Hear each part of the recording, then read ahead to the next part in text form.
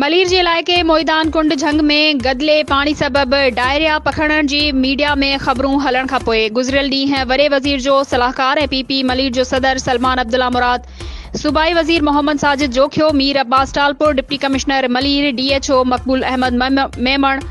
Administrator Noor Hassan Jokhio सां गॾु मुतासिर इलाइक़े मोईदान पहुता इलाइक़े जो जाइज़ो वठण खां पोइ हुननि गदिले पाणी सबब डायरिया पखड़ण जी तस्दीक कंदे उते मौजूद मेडिकल सेंटर में बिस्तरा, दवाऊं, डॉक्टर ऐं एमरजेंसी जे लाइ एम्बुलेंस ॾियण जूं हिदायतूं जारी कयूं। ॻोठाणनि खे फौरी तौर ते वाटर टैंकर्स जे ज़रिए साफ़ पाणी पहुचाइण जूं हिदायतूं जारी कयूं वियूं आहिनि। उन मौक़े ते सहाफ़ियुनि सां ॻाल्हाईंदे सलमान अब्दुल्ला मुराद सूबाई वज़ीर साजिद जोखियो चयो त मोईदान जे